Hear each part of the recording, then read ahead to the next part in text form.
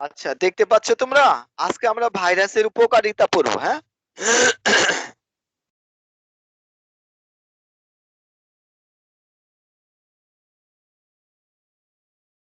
দেখতে পাচ্ছ? জি বাবা, ক্লাস। জি স্যার। আচ্ছা, ভাইরাসের উপকারিতা। ভাইরাসের মেইন উপকারিতা হচ্ছে ভ্যাকসিন বা টিকা আবিষ্কারের ক্ষেত্রে। টিকা সম্পর্কে তোমাদের ধারণা আছে যে ভ্যাকসিন বা টিকা যেটা আমরা ইনজেকশন হিসেবে রোগীর দেহে প্রবেশ করাই, ওই তরলটা, ওর মধ্যে আসলে একটা নির্দিষ্ট রোগের জীবাণুটা থাকে।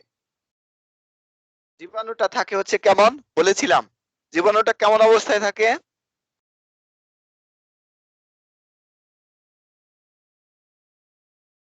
বলতে পারবা?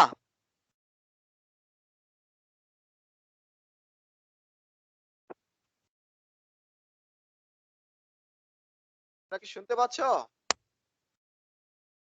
জি স্যার। জীবাণুটা কেমন অবস্থায় থাকে?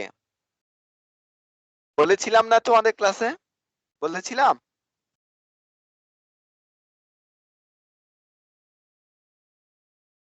জীবাণুটা নিষ্ক্রিয় অবস্থায় থাকে, দুর্বল অবস্থায় থাকে, বন্ধা অবস্থায় থাকে, যাতে ওই জীবাণুটা দেহের প্রবেশ করানোর পরও সে ওই রোগের লক্ষণ প্রকাশ করতে পারে না।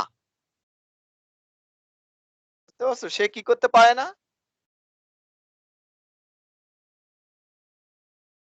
রোগের লক্ষণ প্রকাশ করতে পারেন। হ্যাঁ, ওই রোগের লক্ষণ প্রকাশ করতে পারে না, কিন্তু তার বিরুদ্ধে অ্যান্টিবডি তৈরি হয়ে যায়।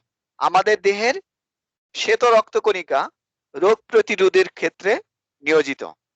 বিভিন্ন ধরনের শ্বেত রক্তকণিকা আছে, তার মধ্যে এক ধরনের শ্বেত রক্তকণিকা হচ্ছে বি লিম্ফোসাইট। তোমরা নাম শুনেছো মনে হয়, বি লিম্ফোসাইট। এই বি লিম্ফোসাইট ওই যে টিকা বা ইনজেকশনটা ভিতরে প্রবেশ করানো হলো, তাকে বহিরাগত বস্তু বা অ্যান্টিজেন, কি বললাম শব্দটা? অ্যান্টিজেন, মনে থাকবে? অ্যান্টিজেন, জি স্যার। অ্যান্টিজেন হিসেবে হ্যাঁ দেহে প্রবেশ করানো হয়। ওই অ্যান্টিজেনের বিরুদ্ধে সুনির্দিষ্ট অ্যান্টিবডি তৈরি করে, সুনির্দিষ্ট অ্যান্টিবডি তৈরি করবে। বুঝতে পারছো? সুনির্দিষ্ট অ্যান্টিবডি তৈরি করবে একেবারে।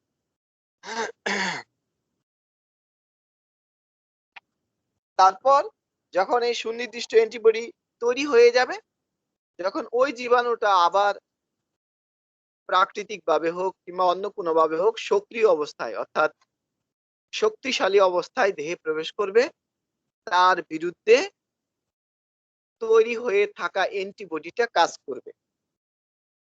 তাহলে টিকার মেইন থিমটা হচ্ছে তোমার ওই জীবাণুটাকে নিষ্ক্রিয় অবস্থায় দিয়ে দেওয়া হয়।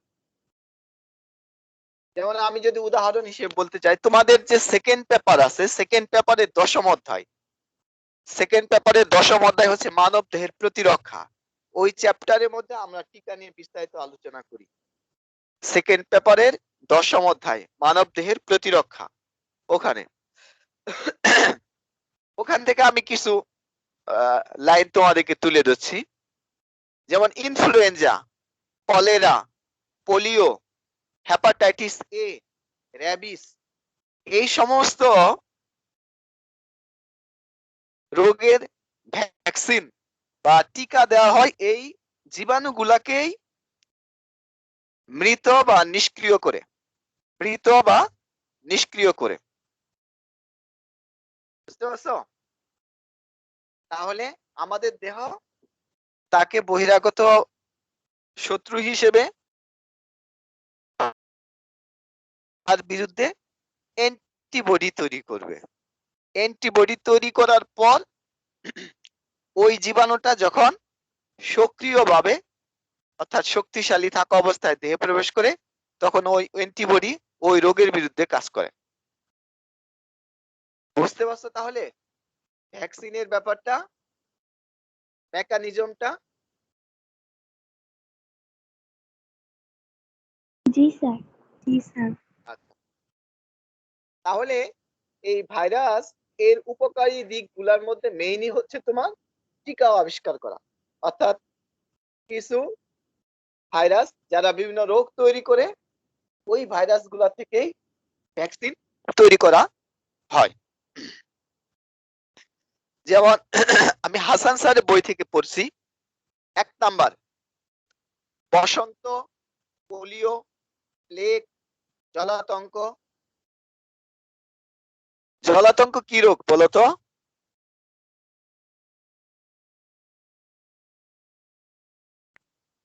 জলাতঙ্ক ইংরেজিকে বলা হয় হচ্ছে হাইড্রোফোবিয়া। হ্যাঁ স্যার ওই যে কামড়ালে যে রোগটা হয় ওটা? হ্যাঁ, পাগলা কুকুরে কামড়াইলে যে রোগটা হয় এটা হচ্ছে জলাতঙ্ক। জল আতঙ্ক, ওই রোগী পানি দেখে ভয় পায়, পিপাসিত থাকে তবুও পানি দেখলে সে ভয় পায়, এই জন্য এটাকে বলা হয় হাইড্রোফোবিয়া, পানির প্রতি ভীতি বা জল আতঙ্ক বা জলাতঙ্ক। স্যার পানিকে ভয় পায় কেন? এটা এই রোগের একটা লক্ষণ, ঠিক আছে? এটা নিয়ে আরো কুপ্রথা কিছু প্রচলিত আছে যে পানির মধ্যে সে অনেক জিনিসের ছবি দেখতে পায়, এরকম কোনো কথা নাই আসলে, ঠিক আছে? এটা হচ্ছে তার একটা সিম্পটম। তাহলে এই সমস্ত রোগের প্রতিষেধক টিকা এই সমস্ত ভাইরাস দিয়ে তৈরি করা হয়। তারপর ভাইরাস হতে জন্ডিস রোগের টিকা তৈরি করা হয়। 3 নম্বর পয়েন্ট, কলেরা, টাইফয়েড, আমাশয়, এগুলো হচ্ছে মূলত ব্যাকটেরিয়া ঘটিত রোগ। কলেরা ব্যাকটেরিয়ার কারণে হয়, টাইফয়েড, আমাশয়, আমাশয় অন্য জীবাণুর কারণে, পরজীবীর কারণেও হয়, অ্যান্টামিবা। আচ্ছা, তাহলে এই সমস্ত রোগের ঔষধ তৈরিতে ওই সমস্ত ভাইরাস গুলাকে ব্যবহার করা হয় যে ভাইরাস যারা হচ্ছে ব্যাকটেরিওফাজ, অর্থাৎ ব্যাকটেরিওফাজ ভাইরাসকে ব্যবহার করা হয়।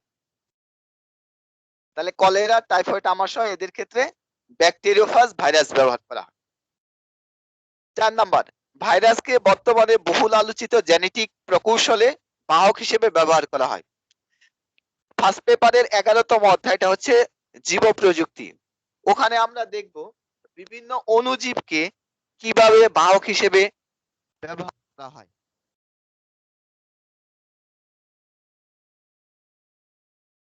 স্যার আপনার কথার সাউন্ড মাঝে মাঝে অনেক কমে যাচ্ছে।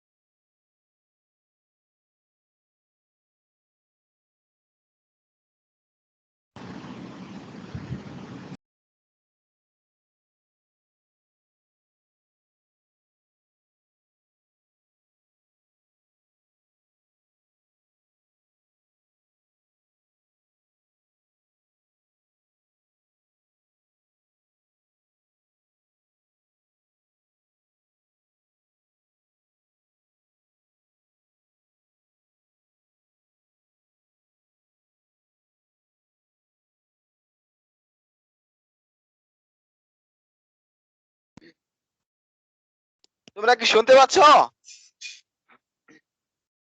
জি স্যার। জি স্যার। আচ্ছা, স্ক্রিন দেখতে পাচ্ছ তো? জি স্যার।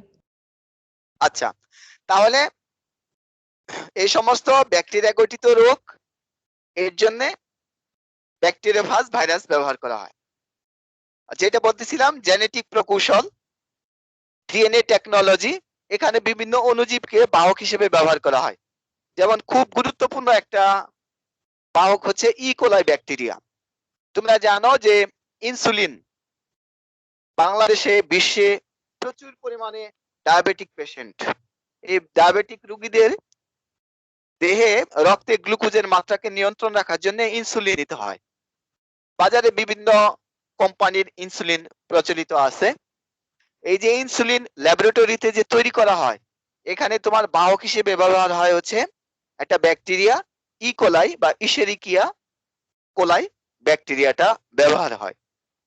ঠিক এরকম ভাবে বর্তমানে বিজ্ঞানীরা চেষ্টা করতেছেন ভাইরাসকে এরকম বাহক হিসেবে ব্যবহার করা যায় কিনা, এবং কিছু ক্ষেত্রে তারা ব্যবহার শুরু করে দিতে পেরেছে। এটাই বলছে যে ভাইরাসকে বর্তমানে বহুল আলোচিত জেনেটিক প্রকৌশলে বাহক হিসেবে ব্যবহার করা হচ্ছে। 5 নম্বর, ক্ষতিকারক ব্যাকটেরিয়া নিয়ন্ত্রণে ভাইরাস ব্যবহার করা হয় ওই ব্যাকটেরিওফাজের মাধ্যমে। 6, কতিপয় ক্ষতিকারক কীটপতঙ্গ দমনেও ভাইরাসের ভূমিকা আছে। যেমন আমেরিকার একটা উদাহরণ দিয়েছে এখানে, যে এনপিভি নিউক্লিয়ার পলিহাইড্রোসিস ভাইরাসকে কীটপতঙ্গ নাশক হিসেবে ব্যবহার করা হয়। অর্থাৎ এই ভাইরাসগুলা দ্বারা কীটপতঙ্গ ইনসেক্ট যারা আছে তাদের বিরুদ্ধে ব্যবহার করা হয়। কারণ এই ইনসেক্ট গুলো অনেক সময় বিভিন্ন প্রাণীর ক্ষতি করে এবং বিভিন্ন উদ্ভিদেরও ক্ষতি করে। তোমরা কি ইনসেকটিসাইড, পেস্টিসাইড এই শব্দগুলোর সাথে পরিচয় আছে? ইনসেকটিসাইড, পেস্টিসাইড জানো এই জি শব্দগুলো? স্যার। জি স্যার। কি জি বলো তো স্যার। এগুলা? কীটনাশক। কীটনাশক। হ্যাঁ, কীটনাশক, ঠিক আছে। কীটনাশক। পেস্ট বলা হয় সাধারণত যে সমস্ত পোকামাকড় উদ্ভিদকে ক্ষতি করে, যেমন নারকেল গাছে, লেবু গাছে, পেয়ারা গাছে, পেঁপে গাছে অনেক পতঙ্গ আছে যারা ক্ষতি করে, ওদেরকে বলা হয় পেস্ট বলা হয়। তাদেরকে দমন করার জন্য যে ওষুধটা দেওয়া হয় তাকে বলা হয় পেস্টিসাইড। তাহলে ইনসেকটিসাইড, পেস্টিসাইড, ঠিক আছে। আর ওই সমস্ত পোকামাকড় গুলা দমন করার জন্য ভাইরাসকে ব্যবহার করা হয়, অর্থাৎ এরা ইনসেকটিসাইড হিসেবে ব্যবহার করা হয়। 7 নাম্বার, ফাজ ভাইরাস অর্থাৎ ব্যাকটেরিওফাজ যারা ব্যাকটেরিয়াকে ধ্বংস করে, এই সমস্ত ফাজ ভাইরাসকে এই সমস্ত ফাজ ভাইরাস ব্যাকটেরিয়াকে ধ্বংস করে ব্যাকটেরিয়া জনিত রোগের হাত থেকে মানুষকে রক্ষা করতে পারে। অর্থাৎ যে সমস্ত রোগগুলা আমাদের ব্যাকটেরিয়ার কারণে হচ্ছে, এখন যদি আমরা ওই ব্যাকটেরিয়াকে আক্রমণ করে এমন কোনো ব্যাকটেরিওফাজ ভাইরাসকে প্রয়োগ করি, তাহলে আমরা ওই ব্যাকটেরিয়া থেকে রক্ষা পাবো। তারপরে হচ্ছে তোমার টিউলিপ ফুল লিখেছে। লাল টিউলিপ ফুল ভাইরাস আক্রমণের ফলে লম্বা লম্বা সাদা সাদা দাগ পড়ে। টিউলিপ ফুলটা হচ্ছে তোমার লাল, আর স্পট যদি হয় তাহলে তোমার হয় হচ্ছে তোমার সাদা, এবং এই ক্ষেত্রে ভাইরাসটার নাম হচ্ছে টিউলিপ ব্রেকিং ভাইরাস। কি বললাম ভাইরাসটার নাম? Tulip breaking virus.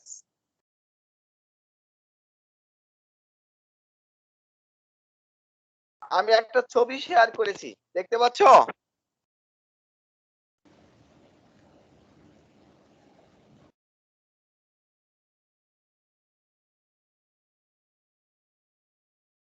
এই তোমরা কি শুনতে পাচ্ছ আমাকে? জি স্যার। জি স্যার। জি স্যার। টিউলিপ ফুলের ছবি দেখতে পাচ্ছ? না স্যার। No sir. আসে না? বলো কি? আচ্ছা দাঁড়াও, দেখাচ্ছি তোমাদের।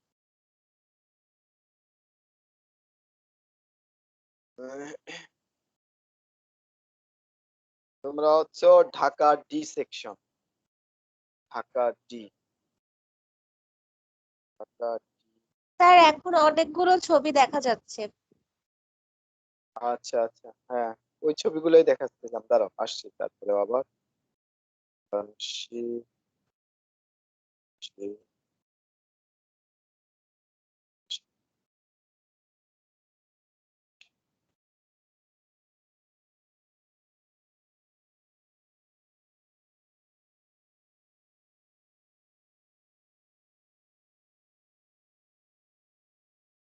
হ্যাঁ এবার মনে হয় দেখতে পাচ্ছ না?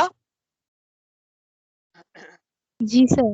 জি হ্যাঁ, জি এই হচ্ছে স্যার। তোমার টিউলিপ ফুল, ঠিক আছে। বিভিন্ন টাইপ আছে।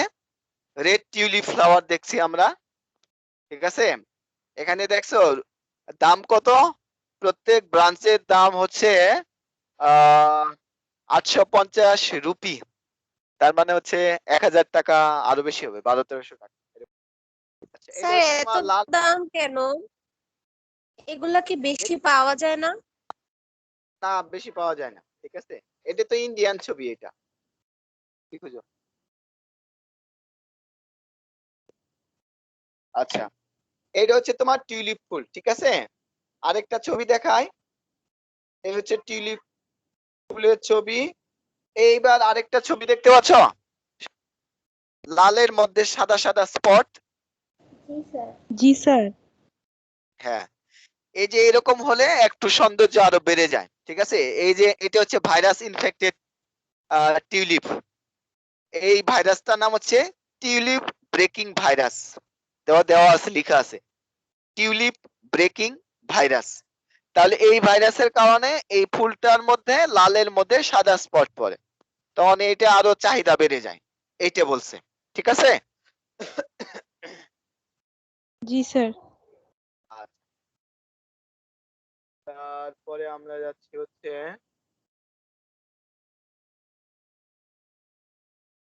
তোমরা এই ছবিটা দেখাইছিলাম তোমাদেরকে, আচ্ছা এটা দেখাবো। তাহলে এই জিনিসটা দেখো, উপকারী দিক দেওয়া আছে। আচ্ছা, এখানে আমি আরেকটা ছবি দেখাবো তোমাদেরকে।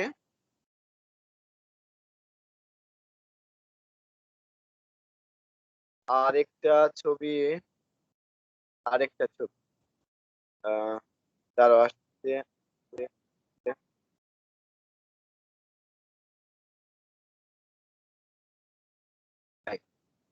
এটা হচ্ছে গাজী আজমল স্যারের বই, দেখতে পাচ্ছ গাজী আজমল লেখা আছে কলম দিয়ে, জি দেখতে পাচ্ছ? স্যার। আচ্ছা, ওই ওই জিনিসগুলাই গাজী আজমল স্যারের বইতে, ওনার ফার্স্ট পেপার বইও আছে।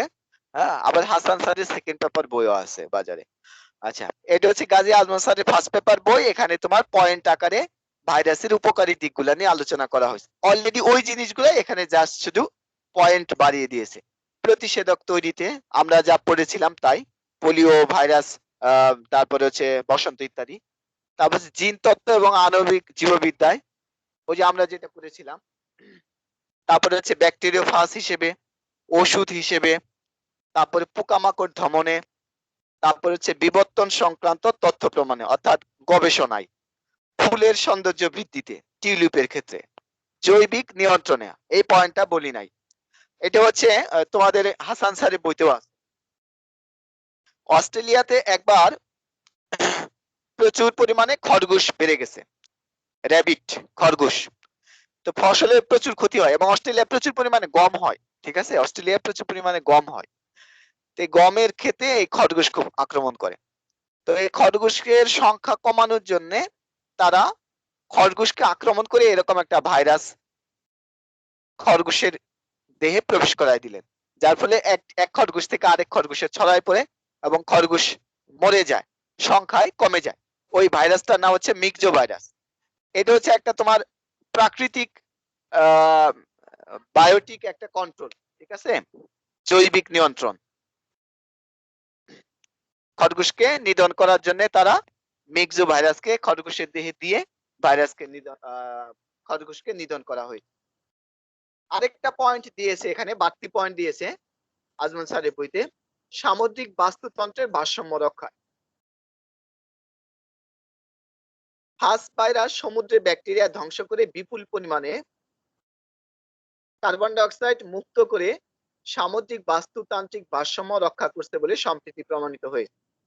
তোমরা বিভিন্ন সময় দেখো যে ওই যে সাগরের মধ্যে জাহাজবাহী তেল ডুবে যায়, কি বলে, জাহাজবাহী তেল না, তেলবাহী জাহাজ, ঠিক আছে,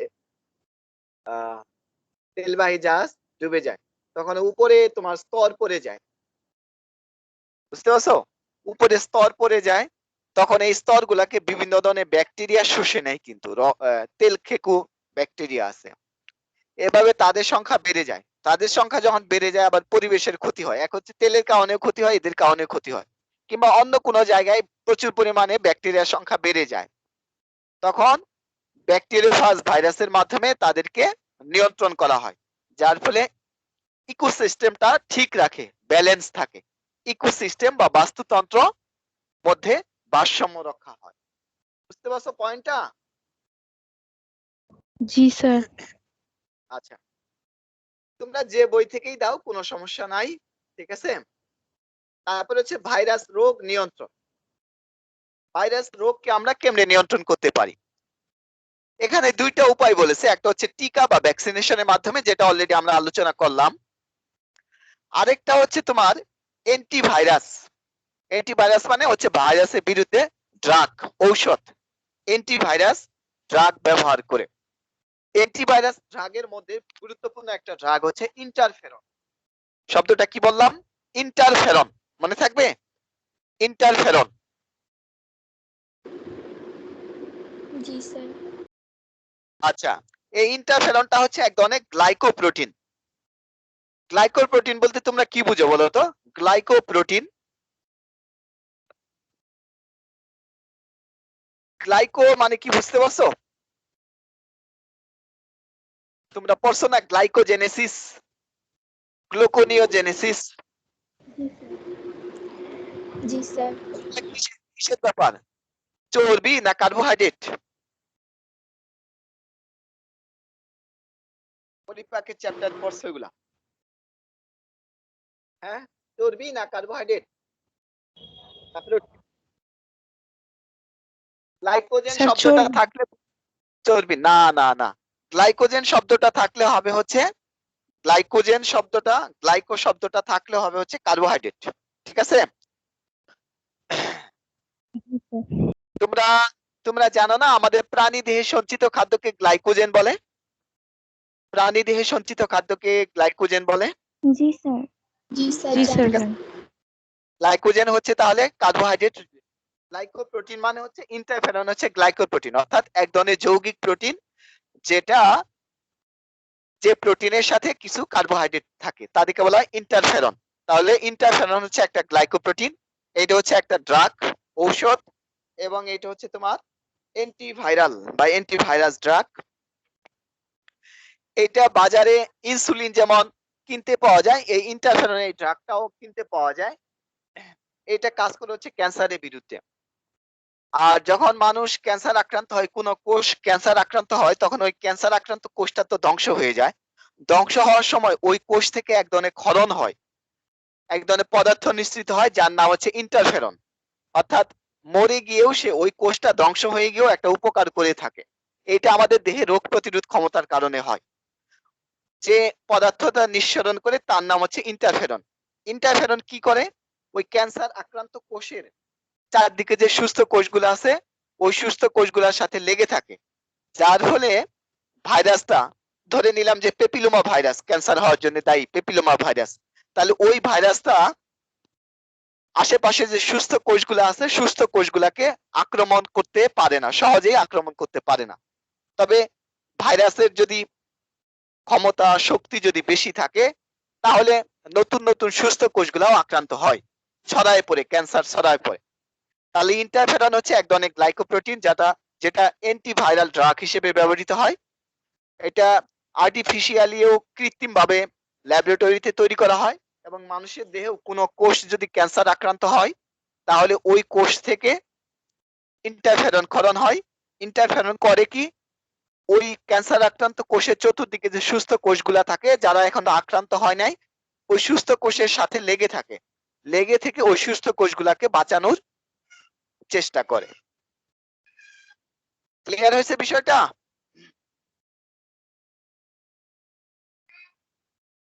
জি স্যার। তোমাদের বইতে 11তম পৃষ্ঠা, 11তম অধ্যায়ে এই ইন্টারফেরন নিয়েও আলোচনা আছে। আচ্ছা, তাহলে আমরা উপকারী দিক গেলাম, এখন আমাদের সময় আছে হচ্ছে 11 মিনিট। আমরা নতুন আরেকটা কাজ শুরু করতে পারি, ওটা হচ্ছে ভাইরাস গঠিত রোগ শুরু করতে পারি আমরা। ভাইরাস গঠিত রোগ। আচ্ছা, ভাইরাস গঠিত রোগ আমরা করতে চাই। ভাইরাস গঠিত রোগ নিয়ে তোমাদের এখানে কয়েকটা রোগের আলোচনা করা আছে। একটা হচ্ছে হেপাটাইটিস, আর হচ্ছে পেপের রিং স্পট, আর একটা হচ্ছে ডেঙ্গি। ঠিক আছে, আমরা প্রথমে তাহলে হেপাটাইটিস নিয়ে শুরু করি। ঠিক আছে, হেপাটাইটিস, জন্ডিস এই ধরনের শব্দগুলোর সাথে তোমরা পরিচিত। ঠিক আছে, হেপাটাইটিস শরীরের কোন অঙ্গের রোগ বলো তো? জানো কেউ? স্যার যকৃতের। যকৃৎ, গুড। লিভার, যকৃতের হেপাটিক যদি শব্দ থাকে তাহলে আমরা বুঝবো হচ্ছে যকৃৎ সংক্রান্ত, কলিজা বা লিভার সংক্রান্ত। আর যদি রেনাল থাকে তাহলে কি বুঝবো? Renal, sir kidney. Renal kidney. হবে। রেনাল বলতে কাকে বোঝায়? কিডনি। কিডনি। তোমরা 9 10 এ রেনাল কর্পাসল পড়ছো? Sir kidney. কিডনি তো রেনাল হচ্ছে কিডনি, কিডনি সংক্রান্ত বিষয় হচ্ছে রেনাল। বুঝতে পারছো কি বললাম? কিডনি। স্যার আমরা তো বলতেছি সবাই কিডনি। আমরা বলতেছি কিডনি। হ্যাঁ, আর যদি সেফালন থাকে, সেফালন, সেফালন এটা তোমরা পারার কথা। 9 10 এ তোমরা পড়ছো প্রোজেনসেফালন, মেজেনসেফালন, রম্বেনসেফালন, পড়ছো না? স্যার কোথায় পড়ছো এরকম এগুলো? নাম তো শুনি নাই। স্যার এটা তো মনে হয় পড়ি নাই। আমি বলি তাহলে, মস্তিষ্ক পড়ছিলা? অগ্র মস্তিষ্ক, মধ্য মস্তিষ্ক, পশ্চাৎ মস্তিষ্ক, জি জি স্যার। স্যার। ওখানে এই শব্দগুলা ছিল। প্রোজেনসেফালন, মেজেনসেফালন, রম্বেনসেফালন। সেফালন মানে হচ্ছে মস্তিষ্ক, সহজ কথা। ঠিক আছে, আরো পড়ছো তোমরা এই ইন্টারমিডিয়েটেই তোমরা সেকেন্ড পেপারের ফার্স্ট চ্যাপ্টার পড়ছো না? সেফালোথোরাক্স, সেফালোথোরাক্স পড়ছো? যেমন আর্থ্রোপোডা পর্বের প্রাণীদেরকে, ঠিক আছে, ভাগ করা হয় মস্তক, বক্ষ, অ্যাবডোমেন। তারপর চিংড়ি মাছকে ভাগ করা হয় দুই ভাগে, একটা হচ্ছে সেফালোথোরাক্স আর একটা হচ্ছে অ্যাবডোমেন। সেফালন মানে হচ্ছে মস্তিষ্ক, সেফালন মানে হচ্ছে কি তাহলে? মস্তিষ্ক। পালমোনারি মানে কি? পালমোনারি,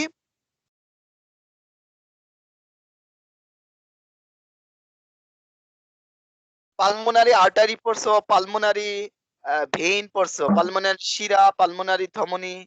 বাংলা কি পালমোনারি? হ্যাঁ, স্যার জানো তোমরা? রক্তনালী। হ্যাঁ, রক্তনালী, কিন্তু পালমোনারি শব্দ হচ্ছে ফুসফুস। পালমোনারি শব্দ হচ্ছে ফুসফুস। পালমোনারি আর্টারি মানে হচ্ছে ফুসফুসীয় ধমনী। পালমোনারি ভেইন মানে হচ্ছে ফুসফুসীয় শিরা। পালমোনারি শব্দ হচ্ছে তাহলে ফুসফুস। ঠিক আছে, আচ্ছা, তাহলে হেপাটিক শব্দটা কার সাথে জড়িত? যকৃতের সাথে।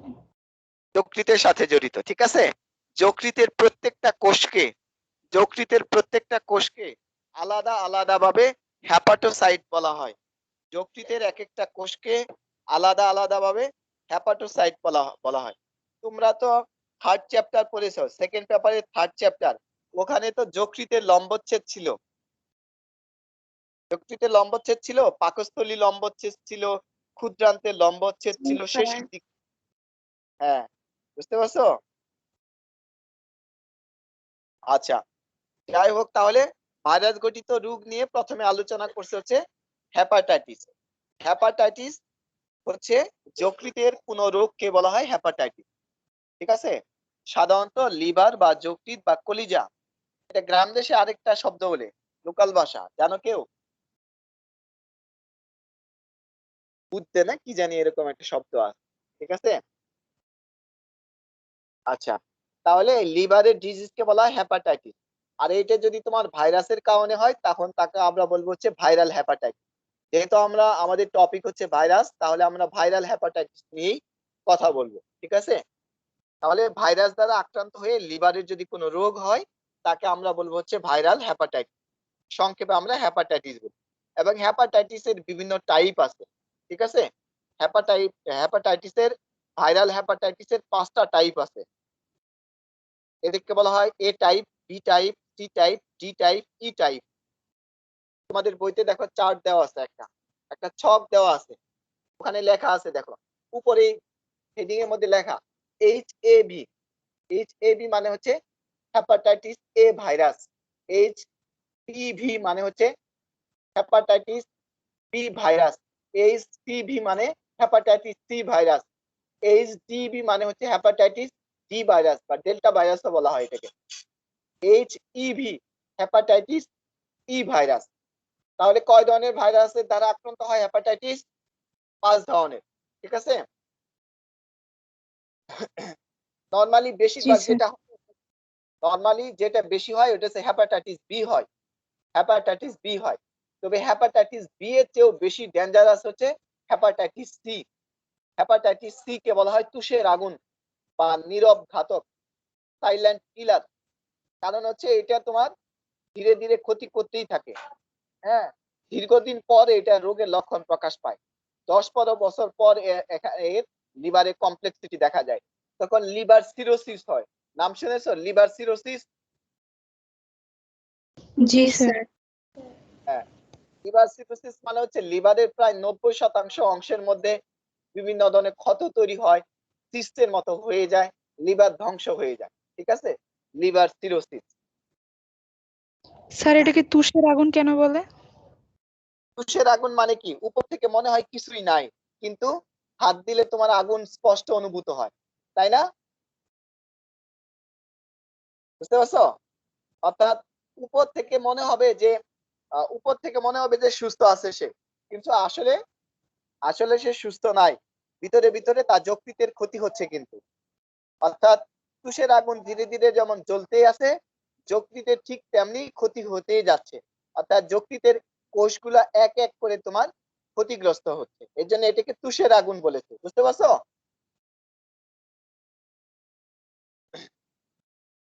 জি স্যার। আচ্ছা, তাহলে হেপাটাইটিসের 5টা টাইপ আছে। এগুলা সবগুলা হচ্ছে তোমার, এরা হচ্ছে আরএনএ ভাইরাস। কেবল হেপাটাইটিস বিটা হচ্ছে তোমার ডিএনএ ভাইরাস।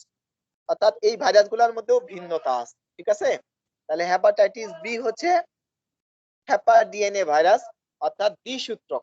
আর সবগুলা হচ্ছে তোমার আরএনএ ভাইরাস, এক সূত্রক। ঠিক আছে, হেপাটাইটিসের লক্ষণগুলো কি হবে তাহলে? এখানে দেখো সুপ্তিকাল দেওয়া আছে। তোমরা কি সুপ্তিকাল বুঝো? জি স্যার। বলো তো জি সুপ্তিকাল কি? স্যার। স্যার তোমার মানে হ্যাঁ বলো। মানে যে কয়দিন হচ্ছে গিয়ে রোগের লক্ষণ প্রকাশ পায় না। হ্যাঁ, জীবাণুটা দেহে প্রবেশ করেছে কিন্তু রোগের লক্ষণ এখনো প্রকাশ পায় না। অর্থাৎ জীবাণু প্রবেশের পর থেকে শুরু করে রোগের লক্ষণ প্রকাশ পর্যন্ত যে সময়টা, এই সময়টাকে ইনকিউবেশন পিরিয়ড বা সুপ্তিকাল বলা হয়। প্রত্যেক ডিজিজেরই, প্রত্যেক জীবাণুরই এরকম সুপ্তিকাল আছে। ঠিক আছে, তাহলে এদের সুপ্তিকাল দেখো 5টা টাইপের বিভিন্ন সুপ্তিকাল আছে। এ ভাইরাস দ্বারা আক্রান্ত হয়, এটা সুপ্তিকাল 14 থেকে 28। বি এর দ্বারা 45 থেকে 180 দিন। সি হচ্ছে 14 থেকে 180, 6 মাস। আর ডি হচ্ছে 21 থেকে 49। আর ই হচ্ছে 21 থেকে 56 দিন। এদের হচ্ছে ইনকিউবেশন পিরিয়ড বা সুপ্তিকাল। আচ্ছা, তারপরে এখানে দেখো বিভিন্ন লক্ষণ বলছে। লক্ষণ হচ্ছে কি, জ্বর হবে, মাথা ব্যথা, পেট ব্যথা, ক্ষুধা-মন্দা, খাবারে অরুচি, বমি বমি ভাব, দুর্বল হবে, পাতলা পায়খানা হবে, গিটে ব্যথা হবে, এগুলা। তারপর তোমরা জন্ডিসের কিছু লক্ষণ জানো, যে হলুদ হয়ে যায়, প্রস্রাব হলুদ হয়ে যায়, চোখের সাদা অংশ, ঠিক আছে, এইটা হলুদ হয়ে যায়, সমস্ত শরীর হলুদ বর্ণ হয়ে যায়। হ্যাঁ, শরীরের মধ্যে পানি আসতে পারে, পায়ের মধ্যে পানি আসতে পারে, ঠিক আছে, অস্বস্তি বোধ হয়। শেষ পর্যন্ত লিভার সিরোসিস, লিভার ক্যান্সার এগুলা হতে পারে। এর জন্য কিছু টেস্ট আছে। একটা হচ্ছে বিলিরুবিন টেস্ট। জন্ডিসের জন্য যে টেস্টটা, এটাকে বলা হয় বিলিরুবিন টেস্ট। ঠিক আছে, বিলিরুবিন টেস্ট। বিলিরুবিন দুইটা শব্দ, একটা হচ্ছে বিলিরুবিন আর একটা বিলিবার্ডিন। এটাও তোমরা 3rd চ্যাপ্টার পরিপাকের মধ্যে পড়ছো, যকৃতের বিপাকীয় ভূমিকার মধ্যে পড়ছো। পড়ছো? জি পিত্তরস স্যার। পড়ছো? পিত্তরস, পিত্তরসে 2টা লবণ থাকে, কে বলতে পারবা বলো তো দেখি? তাকে অনেক অনেক ধন্যবাদ দিব। পিত্তরসের মধ্যে 2টা লবণ স্যার থাকে, আমি বলবো বলো বলো। সোডিয়াম গ্লাইকোকোলেট আর sodium taurocholate. Good, very good. তোমার রোল কত? 472। 472। Thank you. ঠিক আছে,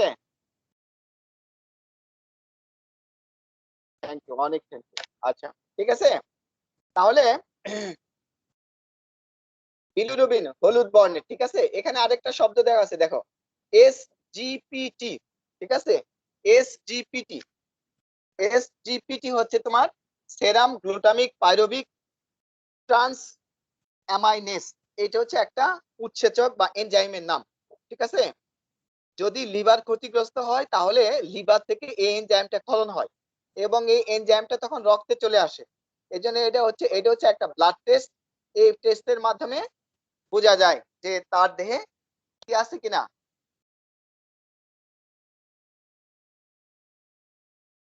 হেপাটাইটিস আছে কিনা।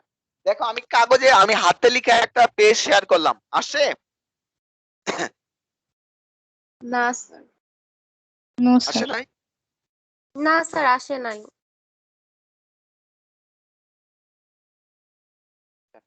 দাঁড়াও,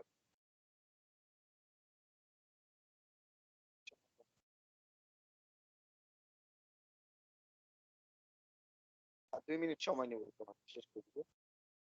স্যার আসছে এখন। আসছে? জি স্যার। জি স্যার। আবার চলে যাবে, দেখো।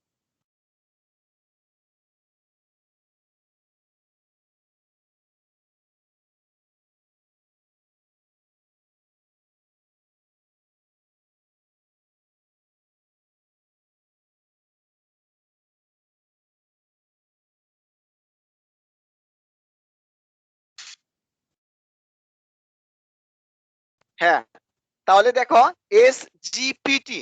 এসজিপিটি মানে হচ্ছে সেরাম। সেরাম সম্পর্কে তোমাদের ধারণা আছে? নেক্সট ক্লাসে বলবো নি। তাহলে সেরাম ইন্ডিয়ার একটা কোম্পানি আছে, কিন্তু ওই যে করোনার ভ্যাকসিন তৈরি করতেছে, সেরাম এই নামে কোম্পানি আছে। আচ্ছা, সেরাম গ্লুটামিক পাইরুভিক ট্রান্স অ্যামাইনেস, এটা হচ্ছে একটা এনজাইম বা উৎসেচক, যা সাধারণত যকৃৎ, হৃৎপিণ্ড এবং বৃক্কেও থাকে। এখানে বৃক্কে আমি লিখিনি, থাকে। এবং লিভার যদি ক্ষতিগ্রস্ত হয় তাহলে রক্তে এই এনজাইমটা চলে আসে।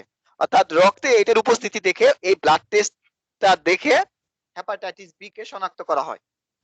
এই টেস্টটার আরেকটা নাম হচ্ছে এএলটি।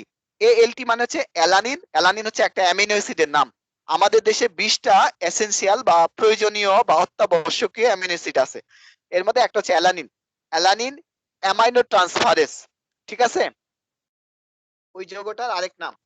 তারপরে বইতে দেখো, হেপাটাইটিস বি টেস্ট করার জন্য আরেকটা টেস্টের নাম দেওয়া আছে, দেখো, এইচবিএস এজি। এটা হচ্ছে hepatitis B surface antigen. H মানে হচ্ছে হেপাটাইটিস, বি মানে হচ্ছে হেপাটাইটিস বি, আর এস মানে হচ্ছে সারফেস, আর এজি মানে হচ্ছে অ্যান্টিজেন। ঠিক আছে, এটা হচ্ছে একটা ব্লাড টেস্ট। এটার মাধ্যমেও তোমার হেপাটাইটিস বি টেস্ট করা হয়, যে হেপাটাইটিস পজিটিভ না হেপাটাইটিস নেগেটিভ। বুঝতে পারছো তাহলে? জি স্যার। আচ্ছা, তাহলে তোমাদের আজকে তোমরা এই পর্যন্তই। দাঁড়াও, একটা কাজ করে নেই। প্রতিবেদন দাখিল করতে হয় আবার। প্রতিবেদন দাখিল, শ্রেণী নির্বাচন, প্রথম বর্ষ, বিষয় নির্বাচন, উদ্ভিদ, উপস্থিত শিক্ষার্থী। কয়জন তোমরা উপস্থিত দেখো তো? 45। 45। 45। ঠিক আছে, ঠিক আছে।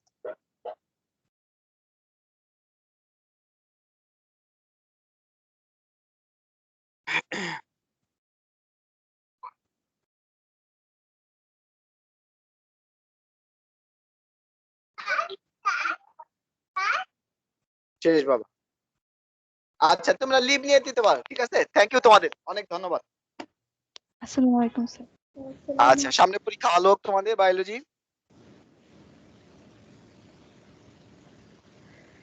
আসসালামু আলাইকুম স্যার। ওয়ালাইকুম আসসালাম। ওয়ালাইকুম আসসালাম।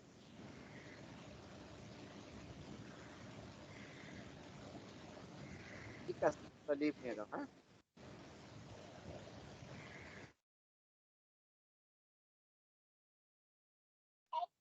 বাবা, হ্যাঁ এটা এটা স্ট্রবেরি বাবা।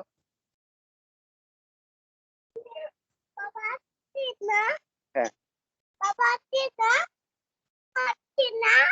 হুম, দাঁড়াও শেষ করে নিয়ে ক্লাস চালাবো। একটু চাও একটু চাও।